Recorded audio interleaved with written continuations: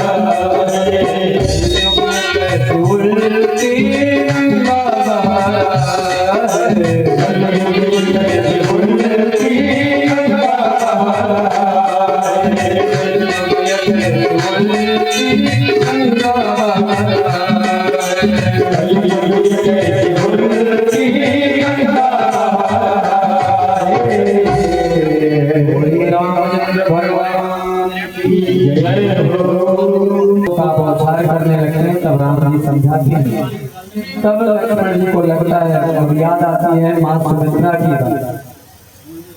जब वन आ रहे थे लक्ष्मण जी, उस समय मां सुमित्रा ने कहा, पुत्र तुम जा तो रहे हो साथ में, लेकिन मनसा वाचा कर्मणा, तुम्हारे मन वचन कर्म से कहीं ऐसे कुछ कृत्य न हो जाए जिससे राम जी को तकलीफ हो, जानकी को तकलीफ हो। पुत्र हमेशा सावधान रहना।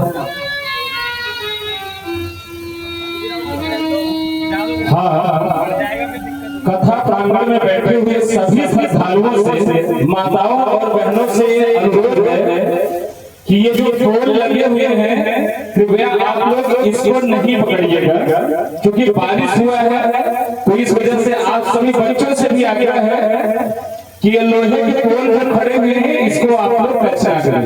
धन्यवाद। रामचंद्र भगवान की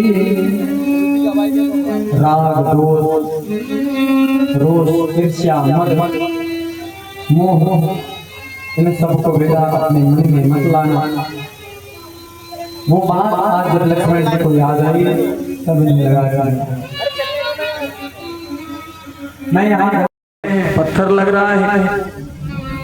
बोले महाराज ये पत्थर कुछ नहीं है, ये कांटे कुछ नहीं है, हमारे प्रभु तो नंगे पांव चल रहे हैं, उनको कितने कांटे चुभे होंगे। एक कथा और भी आती है कि जब भगवान वन में गए हैं ना, तो उसमें वन देवी प्रसन्न होकर राम जी से पूछते हैं कि महाराज हमारे लायक कोई सेवा हो तो बताना, आप आदेश करिए तो आपके आगे आगे आप जहां जाएंगे वो रास्ता मैं साफ करवा दूंगी। तो उस समय राम जी ने कहा कि नहीं वन देवी, आपको मेरे आगे का रास्ता साफ करने की जरूरत नहीं है, आपको मेरे पीछे का रास्ता साफ कर दो, जिधर से मैं आता जा रहा हूँ उधर रास्ता एकदम साफ कर देना। वन देवी ने कहा प्रभु ऐसा क्यों, भाई आप तो आगे आगे जा रहे हो, आपको जरूरत है। तो उसमें राम ने कहा कि नहीं देवी, मुझे कोई तकलीफ नहीं होगी, मुझे कोई दिक्कत नहीं होगी, लेकिन मेरा भाई भरत, उसे अभी नहीं पता है, जब पता चलेगा कि भैया बन गए हैं तो मुझे खोजते खोजते मेरे पीछे वो अवश्य आएगा, इसलिए उसको परेशानी न हो, उसको कोई तकलीफ न हो, इसलिए आप रास्ते को हमेशा साफ कर दो।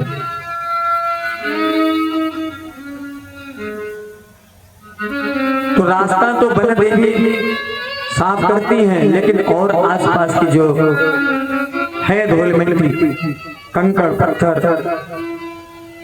मानो भरत जी ये बताना चाह रहे हैं कि हमसे जो पाप हुआ है, हम ऐसा क्या कृत्य करें कि जिससे हमारा वो पाप कम हो। जबकि भरत जी ने तो कोई पाप किया नहीं, भरत जी की मांग थोड़ी नहीं थी कि हमें राजा बनाओ तो भैया को बन भेजो, लेकिन संग के प्रभाव के कारण कैकेयी ने जो गलती की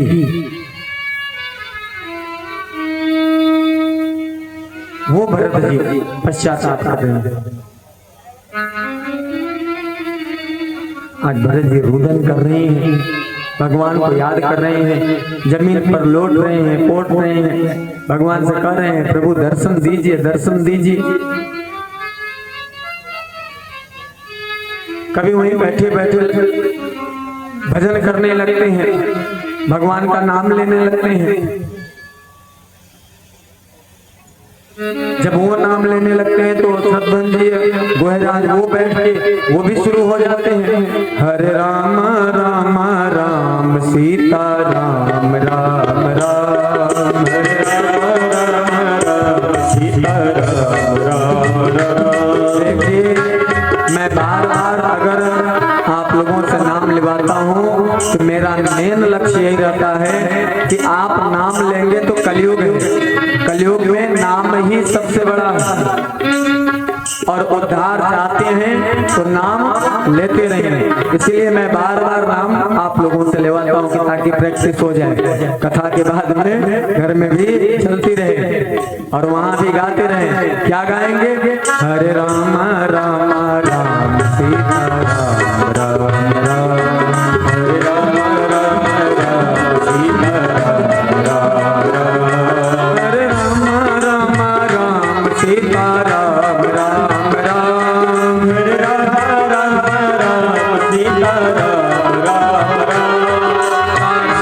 राम राम राजा राम राम राम, राम राम राम राजा राम राम राम, सीता राम राम राम राजा राम राम राम, सीता राम राम राम राजा राम राम राम, सीता राम राम राम राजा राम राम राम, सीता राम राम राम राजा राम राम राम, सीता राम राम राम राजा राम राम राम, सीता राम राम राम राजा राम राम राम, हरे राम राम राम सीता राम राम राम, हरे राम राम राम सीता राम राम राम।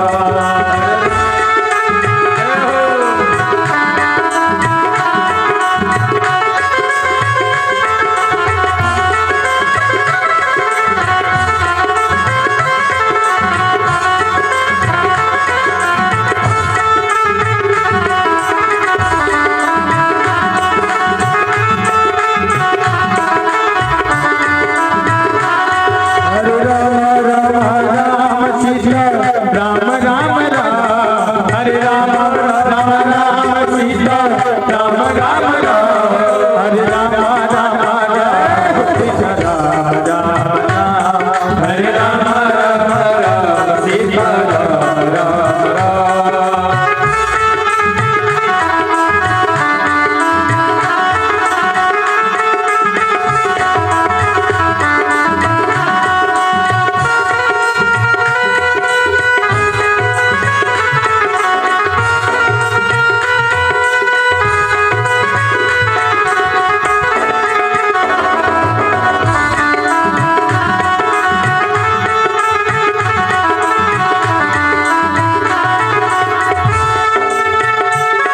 जय हो।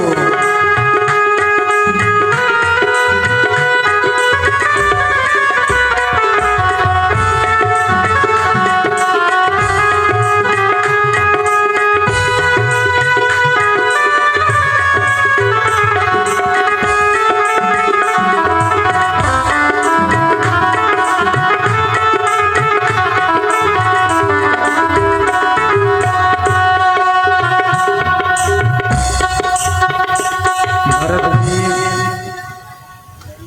वहां भजन कर रहे हैं, उतनी देर में एक पत्थर था, वहां पर गोहराज चढ़े और वहां से उन्होंने देखा तो भगवान का आश्रम उनको दिखने लगा। तुरंत ही भरत जी को बुलाते हैं, महाराज जल्दी आइए, प्रभु का आश्रम दिख रहा है, प्रभु की कुटिया दिख रही है, जल्दी करिए जल्दी करिए। भरत जी दौड़े दौड़े गए और तो शिखर पर जब चढ़कर देखते हैं तो भगवान की कुटिया दिखाई देती है। धन्य हो गए भरत जी। बोले महाराज अब मैं धन्य हो गया, मेरा जीवन सफल हो गया, अब भगवान का दर्शन मुझे अवश्य होगा। नीचे उतरते हैं, गोयराज से कहते हैं महाराज अब यहाँ से मैं साष्टांग दंडवत करते हुए चलूंगा, पैदल नहीं जाऊंगा। गोयराज कहते हैं महाराज यहाँ नोकीले नोकीले पत्थर हैं, कांटे हैं, आप वैसे लोट लोट कर रहे हो, आप साष्टांग प्रणाम करते हुए चलोगे तो और भी लग जाएगी। बोले नहीं गोयराज, मुझे तो प्रभु के दर्शन करने के लिए यहाँ से साष्टांग करते हुए चलूंगा। भरत जी वहां तुलसी बाबा कहते हैं साष्टांग दंडवत करते हुए भगवान की कुटिया की ओर प्रस्थान करते हैं। और यहाँ तक भी वर्णन आता है कि भरत जी सामने मेन गेट के नहीं पहुंचे, कुटिया के पीछे पहुंचे। गोयराज कहते हैं महाराज आगे चलिए। बोले नहीं, मेरी हिम्मत नहीं पड़ रही है कि मैं प्रभु के सामने जाऊं। और उधर कुटिया में बैठे बैठे भगवान सोच ही रहे हैं। उतने में लक्ष्मण जी का ध्यान भरत जी के ऊपर पड़ा। जैसे ही भरत जी के ऊपर लक्ष्मण जी का ध्यान गया, उसी समय तुलसी बाबा कहते हैं कि हमेशा सतत लक्ष्मण जी का शरीर कहीं भी रहता था, लेकिन जो उनका मन है ना वो राम जी के चरणों में लगा रहता था। लेकिन आज पहली बार ऐसा हुआ कि लक्ष्मण जी शरीर से तो राम जी के पास में उनकी सेवा में लगे हैं, लेकिन मन उनका पीछे कुटिया के पीछे जो भरत जी खड़े हैं उनके ऊपर है। लेकिन अब ये सोच रहे हैं कि अगर मैं उठ के जाता हूं तो यहाँ पर सेवक और स्वामी का जो एक मर्यादा होती है उसका उल्लंघन होगा। देखिए यहाँ पर लक्ष्मण जी हमें आपको सीख दे रहे हैं कि जब प्रभु के सेवा में थे, यानी लक्ष्मण जी अपना सब कुछ मान लिए उन्हीं को, तो जब उनकी सेवा में है तो कोई भी आ जाओ, बेशक मन आपके पास में पहुंच जाएगा, लेकिन जब तक सेवा करके उठेंगे नहीं तब तक नहीं। ये हमारे आपके लिए ये सीख मिलती है कि पत्नी लोग आपको सर्वप्रथम परिवार की सेवा करनी है। अब ऐसा नहीं कि पति बेचारा ऑफिस जाने के लिए तैयार हो रहा है और बच्चे स्कूल जाने के लिए तैयार हो रहे हैं और आप लोटा उठाए और पहुंच गए मंदिर जाके भोलेनाथ को थोड़ी सी मना है, तो भोलेनाथ नहीं मानने वाले। क्यों? क्योंकि यहाँ घर पे बच्चा और पति दोनों परेशान है कि मम्मी लेट कर रही है। हाँ, ऐसा नहीं करना चाहिए। ईश्वर भी कहता है कि पहले आप अपने पति को स्वीकारें। पति परमेश्वर कहा गया है अपने शास्त्रों में। भगवान कृष्ण जब रास रचा तो उससे पहले बंसी जब बजाते थे तो सारी गोपियां पहुंच जाती थी। ये घटना है द्वापर भगवान कृष्ण के समय। अभी चल रहा है कलयुग, तो कलयुग इसका ठीक विपरीत में है। तो उस समय भगवान कृष्ण ने गोपियों से पूछा कि भाई आप लोग अपनी पति की सेवा में रहती हो, मैं जैसी बंसी बजाता हूँ आप अपने पति को छोड़कर सीधे आप रास में आ जाते हैं, ऐसा क्यों करते हैं? तो गोपियों ने बड़ा सुंदर सा जवाब दिया। बोले महाराज, एक पति था और एक पत्नी थी। दोनों पति पत्नी आपस में इतना प्रेम करते थे कि पति कहीं भी जाता था तो पत्नी का मन नहीं लगता था, पत्नी कहीं जाती थी तो पति का मन नहीं लगता था, इतना प्रेम था। और आज का प्रेम क्या है आप लोगों का, आप लोग जानते रहेगा, हमें थोड़ी नहीं क्या है क्या नहीं। वो दोनों पति पत्नी प्रेम करते थे, ये जान। तो उस समय पति बेचारा बोला भाई जाए बाहर प्रदेश कमाए, नहीं ऐसे घर पे बैठे बैठे कैसे काम चलेगा। तो पहले तो 2-5 बार पत्नी जी ने रोक लिया, नहीं आपके बिना मन नहीं लगेगा। तो एक दिन जिद करके पति जाने के लिए तैयार हो गया। देखिए आदमी को कीमत समझ में नहीं आती, उस वस्तु की कीमत समझ में नहीं आती जब वो चीज आपके पास में उपलब्ध रहती है। कीमत तब समझ में आती है जब वो चीज हमारे आपके पास में नहीं रहती। अभी देखिए मोबाइल रहे हाथ में तो कुछ बातें हो जाती है, कैसे फेंकते हैं, कभी बेड पे फेंक रहे हैं, कभी सोफे पर फेंक रहे हैं, हाँ? उसकी कोई कदर नहीं करते। लेकिन जब वही नहीं रहता है फिर क्या करते हैं, होती है ना तकलीफ। जो अपने माँ बाप का कदर नहीं करते हैं जरा उनसे पूछिए जो अपने माँ बाप से दूर है या जो जिनके माता पिता नहीं है। हम लोग दूर बैठे हैं माँ बाप से 1000 किलोमीटर दूर, हृदय रोता है जी। अब फोन पे तो बातें सब कुछ हो जाती है, सब कुछ होता है, लेकिन जो एक पास का वो जुड़ाव और जब वो तो एक अलग वो शब्दों से बयान नहीं हो सकता। तो आदमी को अपनी चीज का कीमत करना चाहिए, कोई भी चीज हो, चाहे छोटा हो चाहे बड़ा हो, हर चीज का कीमत करना चाहिए, हर किसी का सम्मान करना चाहिए। इस संसार में कोई ऐसा नहीं है जिससे हम आप अछूते माने, उनसे दूर हो। सब सम्माननीय योग्य हैं, अपने राम ने सबको स्वीकारा है।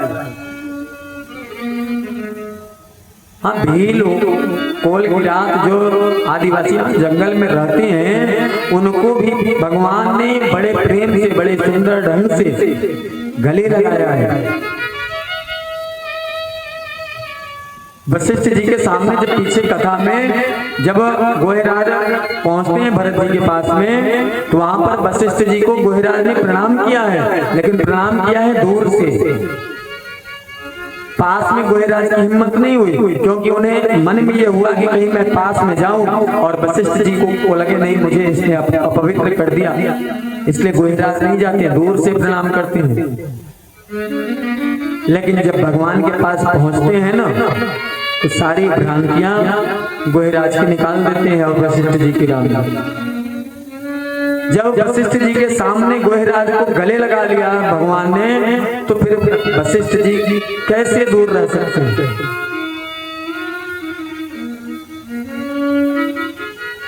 छोटा से छोटा व्यक्ति हो, छोटा से छोटा जीव हो, बड़ा से बड़ा व्यक्ति हो, बड़ा से बड़ा जीव हो, यानी कहने का तात्पर्य है इस 84 लाख योनि में जितने भी जीव हैं सबसे प्रेम करें।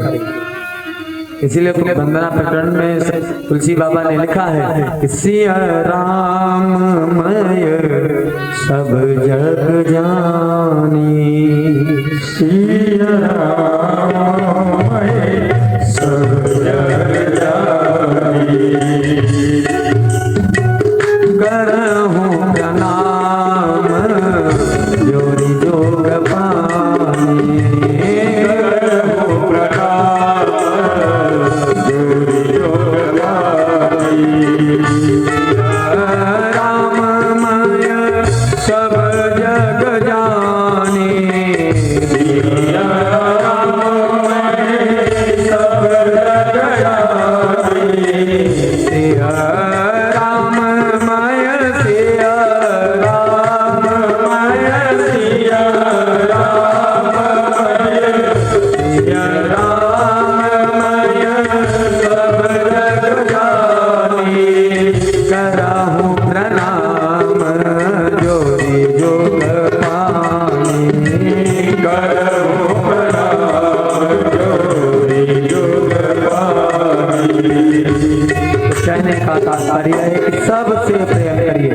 सबका सम्मान करिए, कोई अपना नहीं कोई पराया नहीं, हाँ सब अपने हैं, इस भाव से बड़ा आनंद आएगा।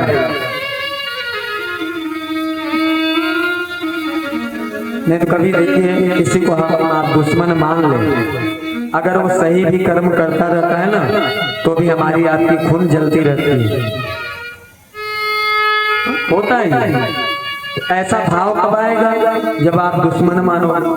दुश्मन मानना ही नहीं है, सारे जीव को राम में सीता में राम जानकर सबका वंदन करिए, एक अलग ही आनंद आएगा। आज जब अयोध्या की प्रजा जब पहुंचती है राम के पास में ना, तो उस समय राम जी एक एक व्यक्ति से मिलते हैं, छोटे से छोटा व्यक्ति भी राम उनको भी गले लगाते हैं। जब राम ने सबको स्वीकारा था तो हम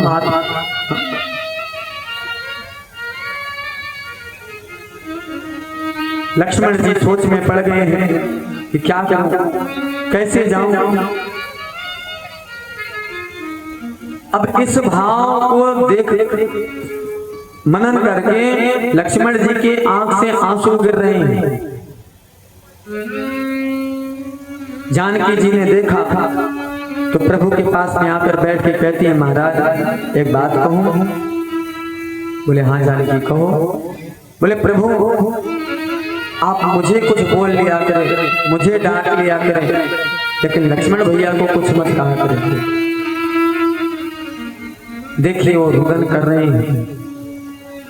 जब राम जी ने लक्ष्मण की ओर देखा तो उन्होंने पूछा कि लखन तू रो रहा है? बोले नहीं भैया। तो फिर बोले महाराज इसलिए रो रहा हूं, इसलिए आंसू गिर रहा है कि जिस भरत के लिए मैंने इतने अपशब्द कहे, वो भरत कुटिया के गेट पर, कुटिया के दरवाजे पर खड़े होकर देखे किस तरीके से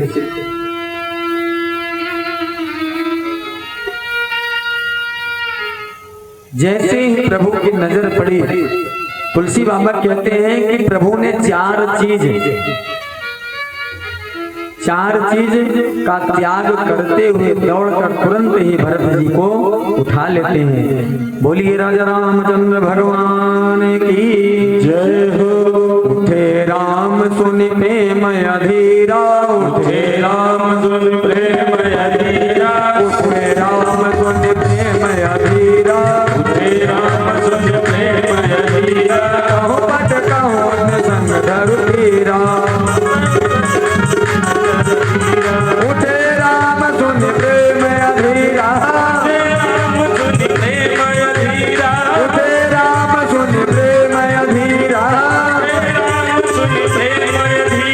कहो पट कहो संग धरु तीरा। राम जय राम जय जय राम, जय राम जय जय राम, श्री राम जय राम जय जय राम, श्री राम जय राम जय जय राम।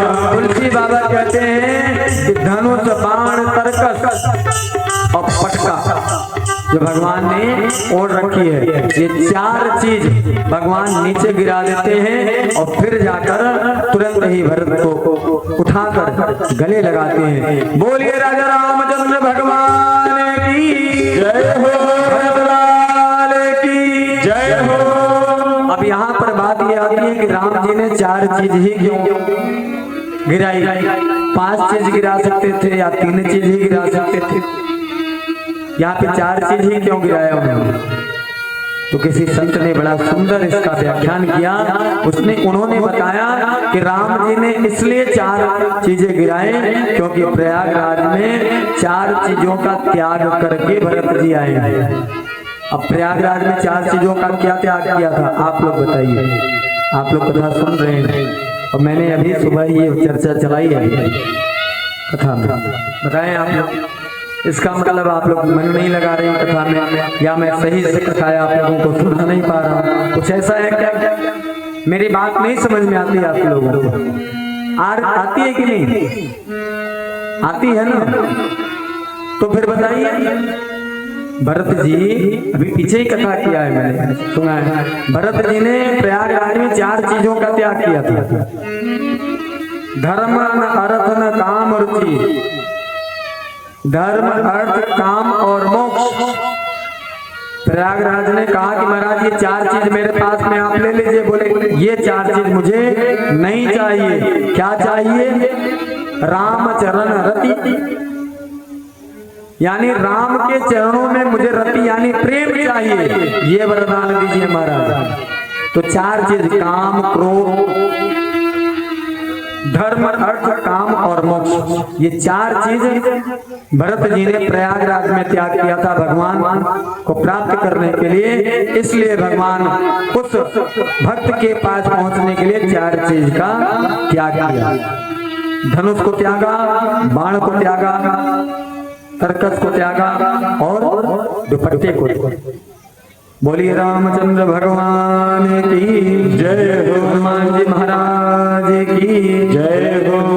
भगवान ने उठाकर अपने गले से लगाया, लक्ष्मण जी के गले लगे, शत्रुघ्न मैया से गले मिले। सब लोग आपस में मिलते हैं, जानकी मैया आती हैं। भरत और शत्रुघ्न जी ने उन्हें प्रणाम किया। सब लोग एक जगह खड़े हैं। भरत जी के मुख से एक शब्द भी आवाज नहीं आ रही है, एकदम शांत बैठे हैं, चुपचाप खड़े हैं, कुछ बोल नहीं पा रहे हैं। प्रभु ने पूछा, भरत माँ भी आई है क्या? बोले हाँ, राजकुटुंब सब आए हैं। तो बोले भरत फिर लेवाया सबको। भरत जी ने शत्रुघ्न जी और गोहिराज को भेजा और जाकर वो माताओं को, कुटुंब परिवार को, प्रजागण को, सबको लेकर कुटिया की ओर आते हैं। सब कुटिया के पास पहुंचे। गुरु वशिष्ठ भी साथ में हैं। गुरु वशिष्ठ का वंदन किया। बड़े ही सुंदर ढंग से माताओं के पास गए। तुलसी बाबा कहते हैं कि जब राम जी माताओं के पास जाते हैं ना, तीनों माताएं साथ में खड़ी हैं, लेकिन तुलसी बाबा कहते हैं कि राम जी प्रथम राम भेंट कहते हैं। यही भगवान राम पहले सर्वप्रथम कैकेयी जी के पास गए और उन्हें चरण वंदन किया है, गले लगाया कैकेयी जी को। किसी ने पूछा तुलसी बाबा से कि भाई कौशल्या माँ थी, भगवान राम उनके पास जा सकते थे, उन्हें प्रणाम न करके सीधे वो पहले कैकेयी जी के पास गए, जबकि प्रणाम करने की सच्ची विधि होती है। ऐसा नहीं कि परिवार के 10 लोग बैठे हैं कि पहुंचे तो जिसको मन हो उसी को प्रणाम करने लगे, नहीं। प्रणाम करने की भी एक विधि होती है। प्रणाम सबसे पहले बड़े को की जाती है। अगर परिवार के 10 सदस्य बैठे हैं, उनमें सबसे बड़ा जो है पहले उसको प्रणाम करो, उसके बाद उनसे जो छोटा है उसको प्रणाम करो। ये नहीं कि शुरुआत मझले से कर दिए या छोटे से कर दिए, नहीं। राम जी यहाँ अपने शिक्षा दे रहे हैं इस चीज से। अभी आप लोगों ने शायद गलती की है,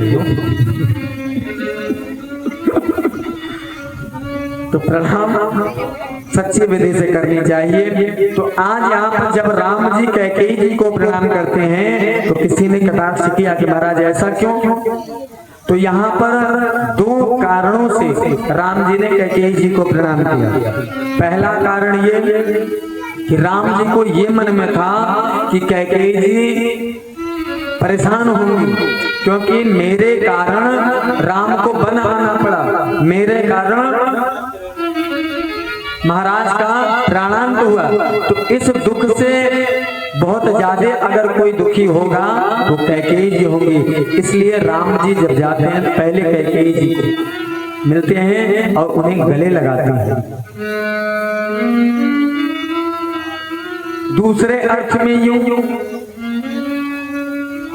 कि भरत को राजगद्दी मांगा था और हमें वन मांगा था।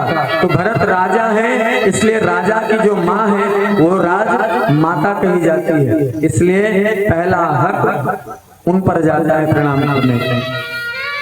तो इस भाव से राम जी पहले कैकेयी मैया को प्रणाम करते हैं, उसके बाद कौशल्या मैया को प्रणाम करते हैं।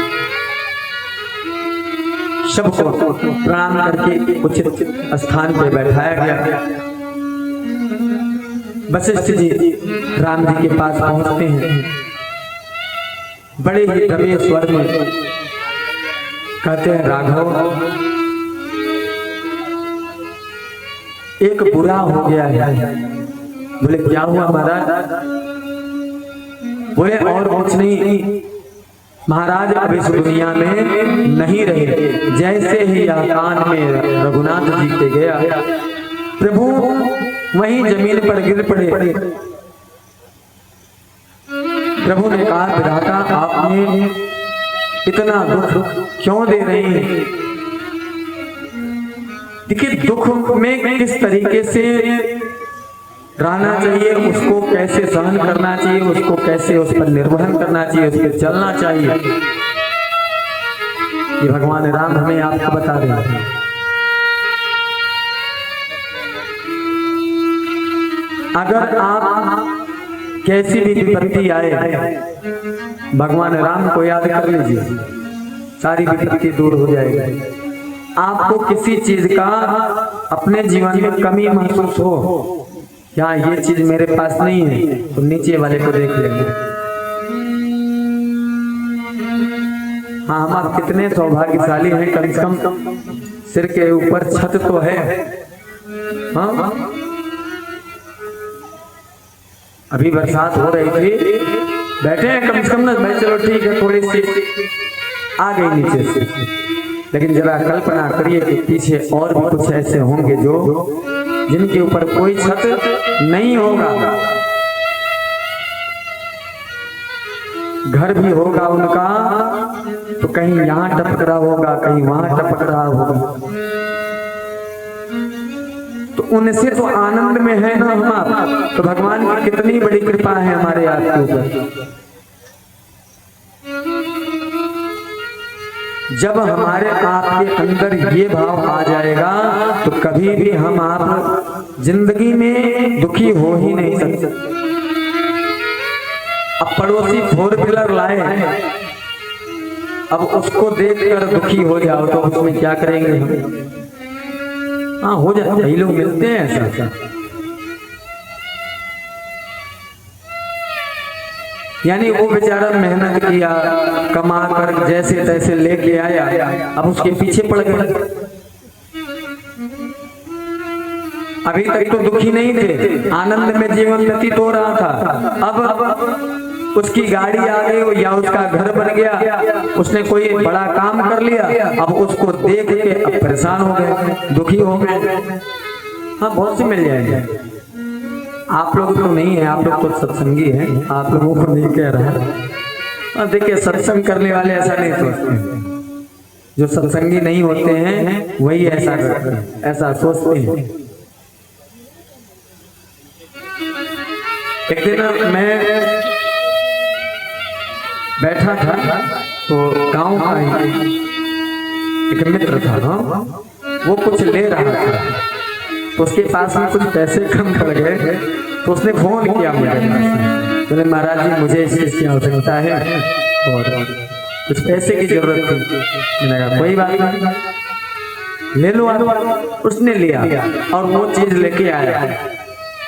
अब जब वो चीज उसके घर में पहुंची,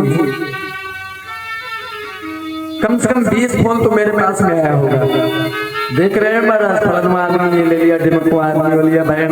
मैंने कहा ये बताइए आप लोग, क्या हम ही मिले थे उसकी बुराई करने के लिए आप लोगों को? भाई क्या लिया है उसने, मेहनत किया, कैसे किया वो जाने। आप लोग क्यों इतना दुखी हो रहे हो भाई कि उसने ऐसा कर दिया? आप भी अपने मन में ले आओ ना कि अगर उसने एक गाड़ी की है तो मैं 4 गाड़ी करूंगा, मेहनत करूंगा। उसने जमीन ली, उसने मकान बनाया, उसने कोई नया काम किया तो आप भी करो ना। उसके नए कार्य से आप दुखी क्यों हो रहे हैं?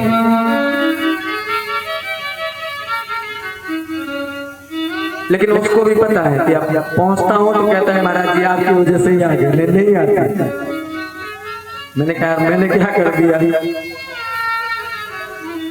तो कभी कभी ईश्वर निमित्त बनाए किसी के काम बनने में तो पूरे तन मन से लग जाना चाहिए। मन में तनिक भी कलमिशा नहीं रखना है आप लोग। अगर किसी का काम आपके थोड़ा सा सपोर्ट कर देने से हो जाता है तो उसको सपोर्ट कर देना। अपनी कॉलोनी में अगर किसी गरीब का बच्चा पढ़ाई नहीं कर पा रहा है और पढ़ाई में होशियार है तो मैं आप लोगों से प्रार्थना करूं कि उस गरीब की मदद, उस बच्चे की मदद अवश्य कर देना ताकि वो पढ़ाई कर सके। अगर भगवान ने योग्य बनाया है अपने को तो प्रयास करना कि अपने से नीचे वालों का जितना हो सके उतना मदद करना। धर्म करने से जी धन नहीं घटती है, एक बार करके तो देखें, लेकिन शर्त यही है कि पूरे भाव से।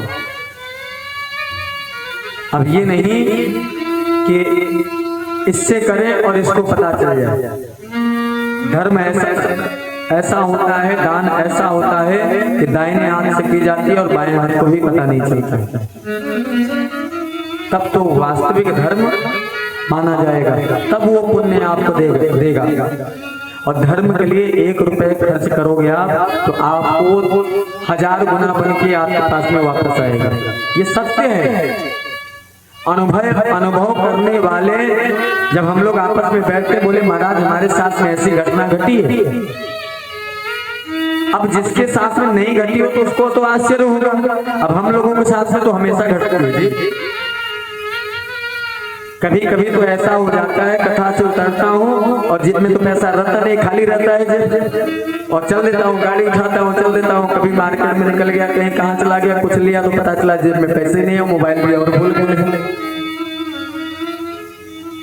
लेकिन वहां जाने के बाद में ये होता है कि महाराज आप तो ले जाओ, पैसा आ जाएगा। ऐसा नहीं कि यहाँ जहां जानते यहीं बस, जहां कहीं गए होंगे। आज तक तो भगवान की ऐसी कृपा हुई कि अगर पास में नहीं है तो महाराज आप तो ले जाओ, पैसा तो आ जाएगा। बाद में हालांकि फिर नंबर लेके फोन पे किया है, सब कुछ हुआ है, लेकिन उस समय तो दिए ना। तो किसकी वजह से? ये इन्हीं के तो कृपा से। नहीं जरा जाके कोई लेके आ जाए नहीं मिलेगा।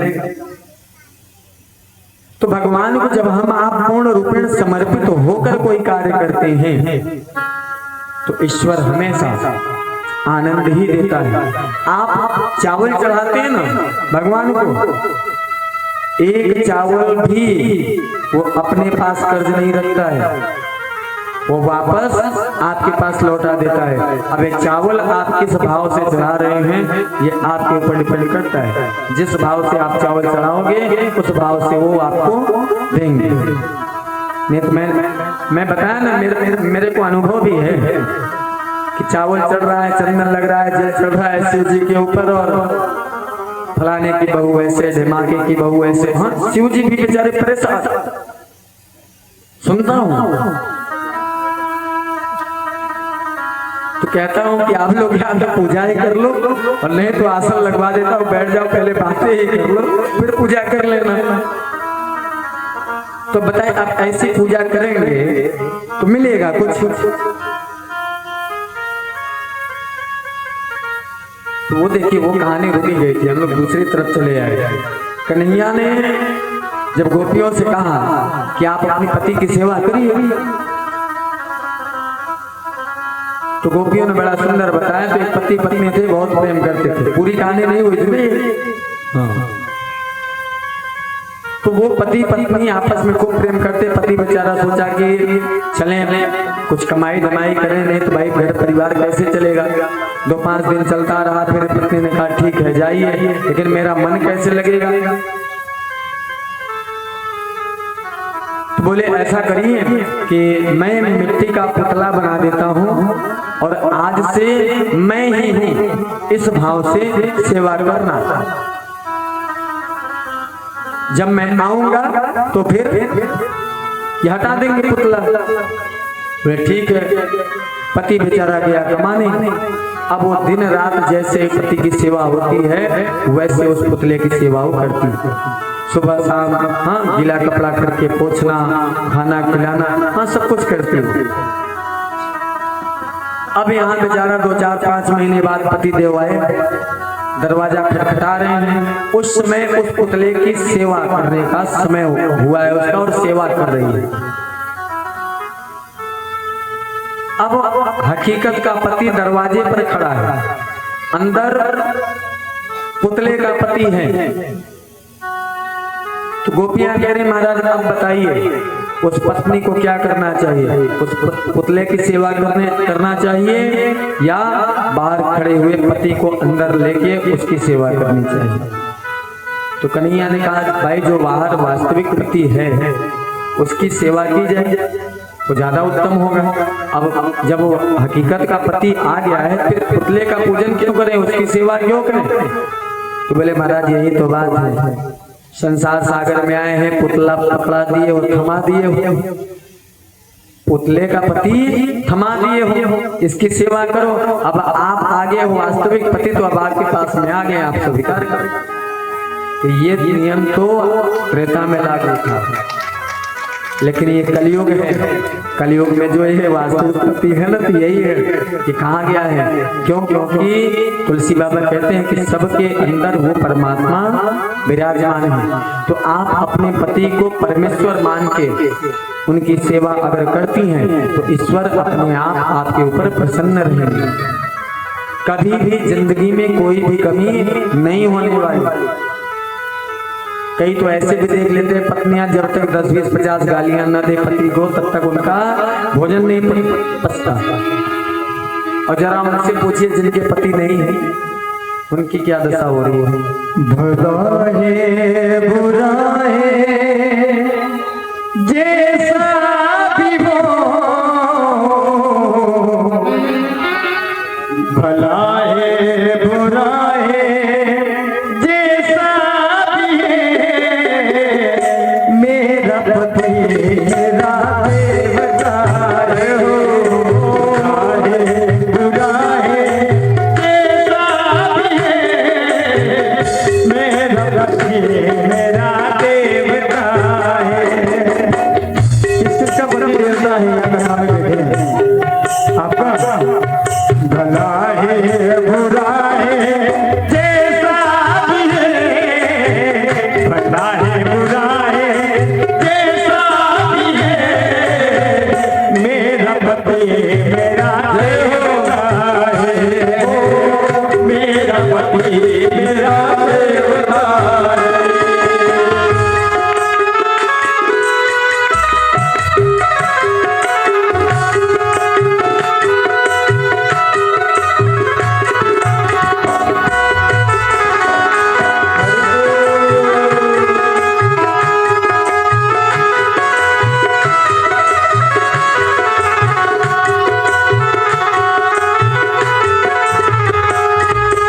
भला है बुरा है जैसा भी है, भला है बुरा है जैसा भी है, मेरा पति मेरा देवता है। मेरा पति मेरा देवता है।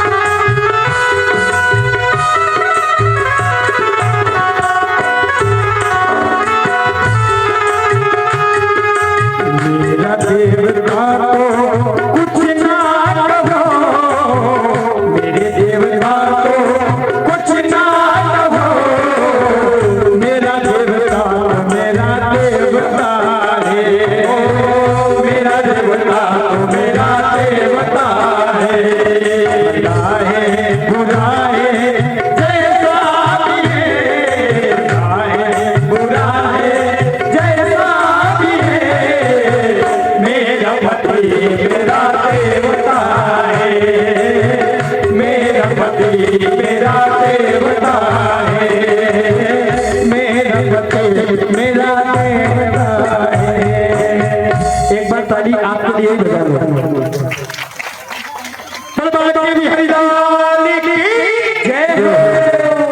अजीत पत्तियों को 100 काम होते हैं बाहर वाले तो दिमाग खराब किए रहते हैं, घर में आने के बाद में सोचते हैं थोड़ी तो बच्ची खोची रहती है तो थोड़ी आहुति पड़ जाती है। देखिए जितना हो सके प्रयास करके, क्योंकि कुछ भी है रहेंगे तो होम मिनिस्टर आप लोग यहाँ, और होम मिनिस्टर के आगे कभी कभी प्रधानमंत्री की भी नहीं चलती है।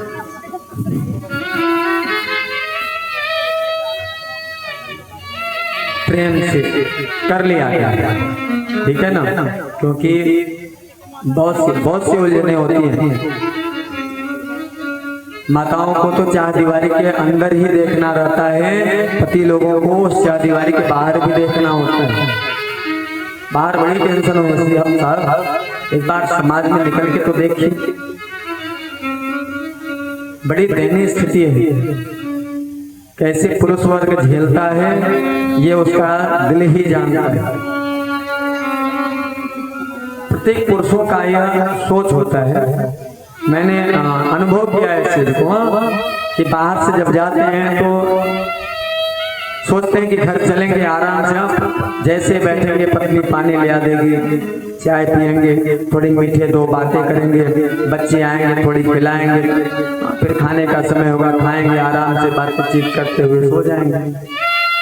लेकिन यहाँ साहब एक पाँव तो दहली के अंदर, दूसरा पाँव दहली के बाहर। मैंने आपको एक काम कहा था करने के लिए, आप नहीं करके आए ना। अजी उसको पानी तो पीने दो भाई, फिर पूछ लेना। अभी मंदिर में परसों की बात है, तो मैं बैठा था, पत्नी जी पता नहीं किस बात में नाराज थी, और वो पति बेचारा वहां बैठा था, हनुमान चालीसा पढ़ रहा था। आते ही पत्नी जी का ऐसा रौद्र रूप, मैंने कहा भाई चालीसा कर रहा है, उसको चालीसा तो कर लेने दो। बहुत भयंकर तरीके से कहा था उसने कि भाई उनके आप बुलवाया, मैंने कहा भाई बुला के लाओ उनके, आप कौन है? और बेचारा वो हनुमान चालीसा में मस्त है। उसने जवाब जैसे एक कान से सुना दूसरे कान से निकाल दिया, एक शब्द भी जवाब नहीं दिया। मैंने बुलवाया, छोटे पंडित जी को भेज करके बुला के लाओ, थोड़ी पूछूं भाई कौन है ये, कोई मुझे नहीं पता था कि पत्नी है इनकी। अब बड़े प्रेम से वो पाठ कर रहे हैं, मैंने उनको बुलवाया, मैंने कहा भाई पाठ कर रहे हैं, क्यों आप डिस्टर्ब कर रही हैं? अरे महाराज मेरे हैं तो मैं नहीं डिस्टर्ब करूंगी तो कौन करेगा, उनकी यही स्थान मिला था क्या? अभी गेट के बाहर चले जाएंगे, खूब डिस्टर्ब करना, मैं नहीं रोकने आऊंगा, लेकिन यहाँ तो कम से कम बाबा है, इसलिए तो इज्जत कर लो। बाबा के सामने तो उन्हीं को डांटने लगी हूँ, पाठ करने बैठे, पाठ कर लेने तो फिर डांट लेना घर पे ले जाके, कोई देखने नहीं आएगा। यहाँ तो कम से कम सभी देख लेंगे, पड़ोसी देखेगा बाद में। देखिए एक चीज बता दें आप लोगों को, पति पत्नी का झगड़ा घर के अंदर होना चाहिए, और मात्र 5 मिनट के लिए, 5 मिनट से 6 मिनट नहीं होना चाहिए, क्योंकि शंकर बाबा और माता पार्वती के भी बीच में होता था, शंकर बाबा माता सती के बीच में भी होता था, लेकिन महज 5 से 6 मिनट अंतिम, इससे ज्यादा कभी भी पति पत्नी अपने दिल में वो कलिमसा नहीं बैठाए रखे, नहीं तो काम गड़बड़ होता है उससे। लड़ाई करने से प्रेम बढ़ता है, पति पत्नी जब लड़ाई करते हैं ना उससे प्रेम बढ़ता है, तो लड़ाई करना चाहिए आप लोगों को, लेकिन मात्र 5 मिनट, 5 मिनट से 6 मिनट नहीं, फिर मान जाना चाहिए और मना लेना चाहिए, ठीक है ना? इस चीज का विशेष ध्यान रखना। आज वशिष्ठ जी का जब दिशा निर्देश हुआ राम जी को कि दशरथ महाराज अब नहीं रहे, भगवान राम आज ब्रह्म रुदन कर रहे हैं, वो इसलिए रुदन नहीं कर रहे हैं कि वो उनके पिता थे। राम जी यहाँ रुदन कर रहे हैं इसलिए नहीं कि दशरथ जी हमारे पिता हैं, वो इसलिए कि पिता के साथ साथ वो राम जी के बहुत बड़े भक्त थे। आज राम वियोग में ही तो अपने प्राण को त्यागा है उन्होंने। तो समझ सकते हैं कि दशरथ जी कितने बड़े भक्त थे भगवान के। अब पूर्व जन्म की यही तो मनु और सतरूपा हैं जिन्होंने भगवान को प्रसन्न करके वरदान मांगा है कि महाराज पुत्र के रूप में आपको मेरे घर आना है। तो जब भक्त के ऊपर कोई विपत्ति पड़ती है या भक्त के ऊपर कुछ आपदा आती है या उसका मरणांत होता है तो भगवान भी रोते हैं। आज ब्रह्म रो रहा है।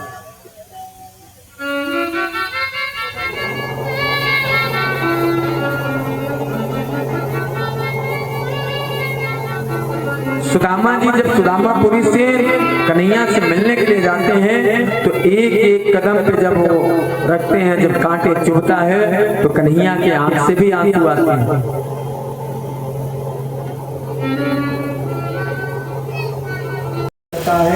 दुख से कोई निकाल सकता है वो सिर्फ है भगवान का नाम। राम से बड़ा राम का नाम। इसलिए अगर आप मंदिर में जाके घर में बैठ के दिया करके नहीं कर सक रहे हैं कोई बात नहीं, हमेशा सतत सिर्फ एक काम करते रहिए। वो क्या? हरे राम राम राम सीता राम राम राम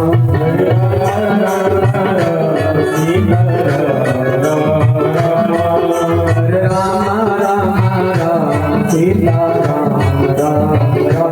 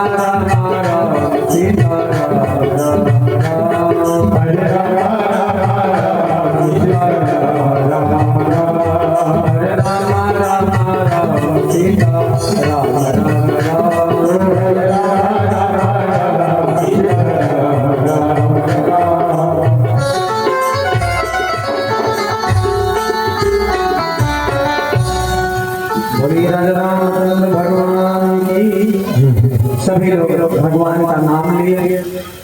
रात्रि के समय में सूर्योदय हुआ, सुबह सब लोग ने मंदाकिनी में स्नान किया, संध्या ग्रहण किया और सभा लगे। सभा में सब शांत है। भरत जी वशिष्ठ जी से कहते हैं कि महाराज आप भैया से बात करिए, आप प्रभु से बात करिए कि वो अवध हो जाए। महाराज कहिए तो उनकी जगह पर मैं बन जाता हूँ और भैया चले जाएंगे। 10 दिन का कितना लेते हैं? लेकिन महाराज कुछ भी करिए, प्रभु को अवध में चलिए। वशिष्ठ वशिष्ठ जी कहते हैं वैसे राम को मानेंगे नहीं, लेकिन फिर भी मैं प्रयास करता हूँ। क्योंकि हमारा साल भर में वशिष्ठ जी ने राम जी को समझाया। राम जी फिर वो आपको अपनी लाइन का बताएगा। वशिष्ठ जी से कहते हैं महाराज आपका भरत पे प्रेम है इसलिए आप ऐसा कह रहे हैं।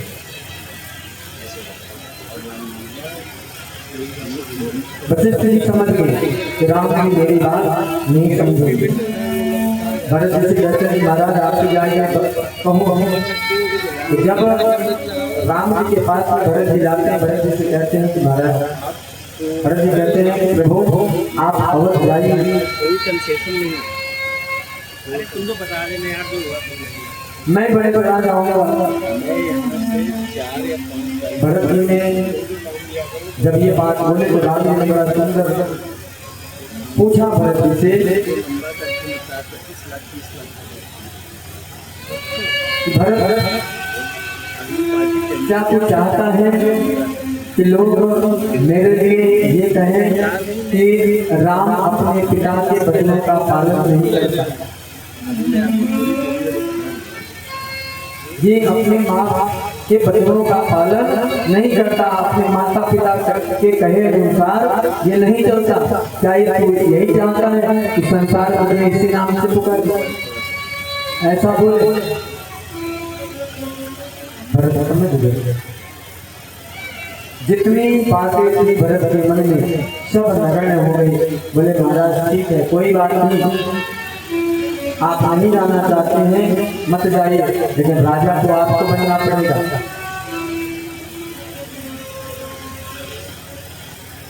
यहाँ पे महात्मा जी लोग कहते हैं कि रघुकुल में सबसे उत्तम अगर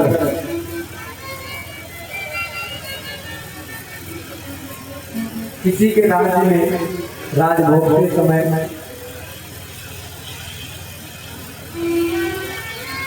कुछ अलग सा हुआ था, वो भरत जी के समय।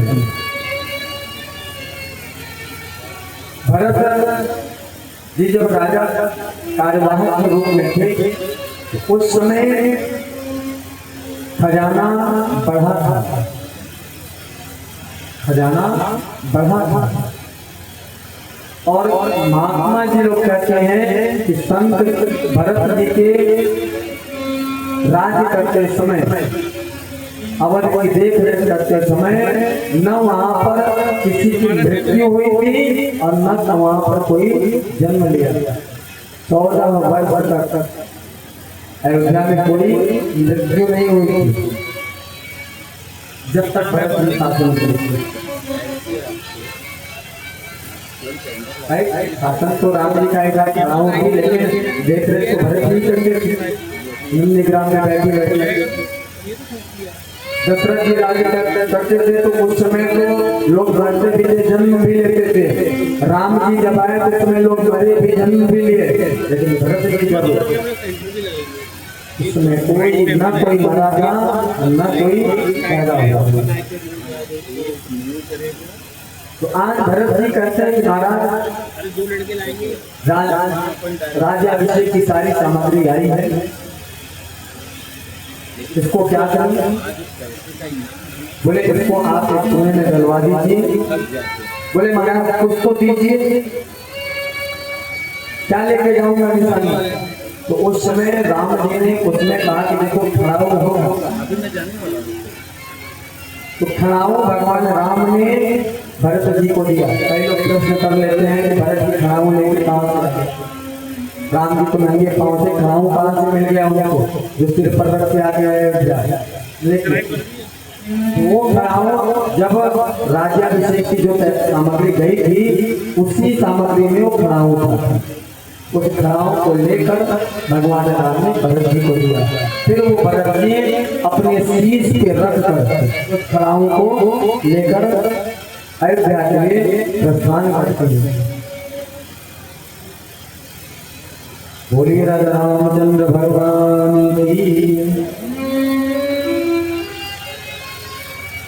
सब लोग साथ की यात्रा प्रारंभ करते हैं। अवध की तरफ और उधर भगवान राम चित्रकूट में ही अपने कुटिया में रहते हैं। सब लोग अत्रपात करते हुए धीरे धीरे करके अवध की ओर पहुंचे। तुलसी बाबा कहते हैं कि अवध सिंहासन पर खड़ा हो रहते हैं। भरत जी रोजाना उसकी सेवा पूजा करते, माँ की सेवा पूजा करते और स्वयं वशिष्ठ जी के पास कह रहे हैं कि महाराज मैं नंदीग्राम में रहना चाहता हूँ और हम महाराज मेरे भैया जमीन पर शयन करते हैं, इसलिए मैं जमीन पर नहीं बैठूंगा, मैं यहाँ शयन करूंगा, मैं जमीन में गड्ढा खोद के उसके अंदर बैठूंगा। क्या भाई है आजकल की भाई थोड़ी नहीं करेंगे। मौका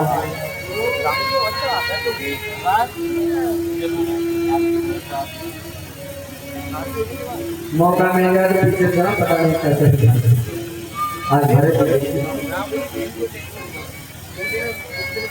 वशिष्ठ जी ने कहा मेरे तरफ से कोई दिक्कत नहीं है, कर लो आप, लेकिन एक बार माता कौशल्या से जरूर पूछ लीजिए। अगर मान लीजिए उनको पता चला तो उन्हें दुख होगा, इसलिए आप उनसे पहले पूछ लीजिए। भरत जी ने माता कौशल्या से पूछते मैया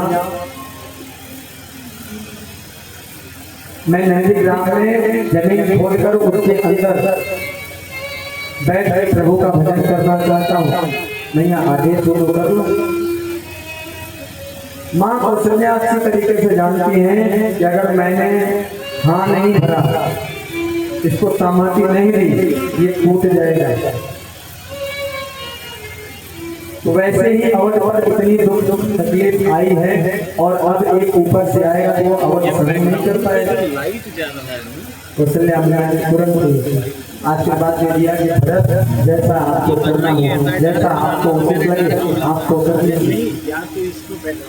भरत जी नंदीग्राम में जमीन खोदते हैं, मिट्टी खोद कर अंदर जाकर गड्ढे में बैठकर और सतत भगवान का ध्यान करके उनका भजन करते और अवध का देखभाल करते।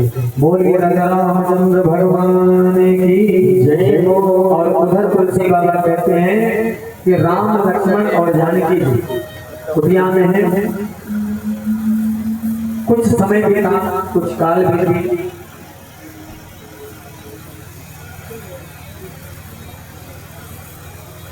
एक बार जयंत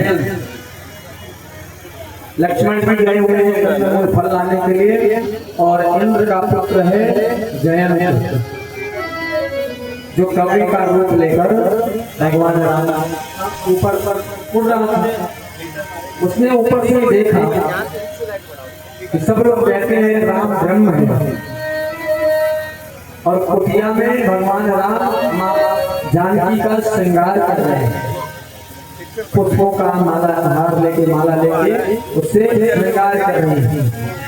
अब ये जयंत को देख कर जयंत को लगा कि ब्रह्म कोई ऐसा श्रृंगार करता है। तो कहते हैं कि जयंत वो आता है और सीधे आके कुछ इधर उधर नहीं देखा, सीधे जाकर जानकी मैया के पैरों में चोट मार दी। और जैसे ही चोट मारा तो जानकी मैया के पैरों से रुधिर बहने लगा। रुधिर बहने लगा, राम को तुरंत गुस्सा आया, बोले इसने मेरी जानकी को चोट मारी है। तुरंत ये धनुष उठाया और एक दुर्वे का, दुर्वा होता है ना, दुर्वे का एक लिया, उसका संधान कर दिया। अब आगे आगे जयंत और पीछे पीछे भगवान का वो भाग। जयंत परेशान भागा भागा इंद्र के पास गया, अपने पिता के पास गया, बोले पिताजी जाकर बचाओ इससे, इस मार से। इंद्र ने पूछा है किसका बल है, किसने सुधार किया है? तो जयंत ने कहा महाराज राम जी ने किया है, मैं वहां गया था और समझ मार दिया उन्होंने, मेरे पीछे बाण लगा दी। इंद्र ने कहा तुरंत भाग जाओ यार, मैं तुम्हें नहीं बचा सकता। फिर वहां से जयंत ने भगा आप जी बता रहा हूँ बीच में नारद जी महाराज रहते जयंत से, और जयंत को समझाते हैं जयंत देख, नियम तो ये है कि जिसका अपराध करो क्षमा उसी से मांगो। अब ये थोड़ी नहीं कि अपराध किसी और का करो तो क्षमा जाके किसी और से मांगो, ये नियम थोड़ी नहीं। तो अगर अपराध तुम प्रभु का किए हो तो जाके प्रभु से क्षमा मांगो, वो तुम्हें माफ कर देंगे। जैन भगा भगा आया भगवान के पास में, बोले महाराज आपसे गलती हो गई, क्षमा कर दीजिए प्रभु।